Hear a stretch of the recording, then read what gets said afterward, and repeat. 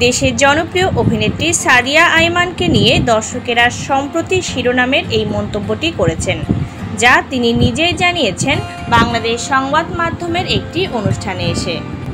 সাদিয়া আইমান তার সদ্য মুক্তি পাওয়া উৎসব সিনেমার ব্যাপক সফলতা, নিজের ব্যক্তিগত জীবন ও কাজের বিষয় নিয়ে সেই অনুষ্ঠানে কথা বলেন। এ সময় উপস্থাপিকা তার কাছে জানতে চান দেশ ও দেশের বাইরে কাদের কাজ অনুসরণ করেন তিনি। উত্তরে সাদিয়া বলেন, আমি জয়া আপুর কাজ দেখি, তার কাজ সম্পর্কে জানতে ভালো লাগে। এরপর বলিউড অভিনেত্রী আলিয়া ভাটের অভিনয় ভালো লাগে। তখনই সাদিয়া জানান অনেকেই তাকে বাংলাদেশের আলিয়া ভাট বলে সম্বোধন করেন। এরপর বিষয়টি নিয়ে সাদিয়া বলেন, সম্প্রতি উৎসবের একটি শো দেখতে বসুন্ধরার স্টার সিনেপ্লেক্সে গিয়েছিলাম। সেখানে দর্শক আমাকে দেখে মন্তব্য করেন, আমাদের বাংলাদেশের আলিয়া ভাট এসেছে। এছাড়া সামাজিক মাধ্যমেও অনেকেই এমনটা বলেন। বিষয়টি আমি প্রশংসা হিসেবেই দেখি। এবারের ঈদে নির্মাতা তানিম নূরের পরিচালনায় উৎসব সিনেমার মাধ্যমে বড় পর্দায় অভিষেক হয় সাদিয়া আইমানের।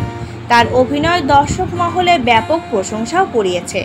সিনেমায় সাদিয়া ছাড়াও অভিনয় করেছেন তারিক আনাম খান, জাহিদ হাসান, চঞ্চল চৌধুরী, জয়া আহসান, অপি করিম, আফসানা মিমি ও সৌম্যজ্যোতি সহ এক ঝাঁক তারকা।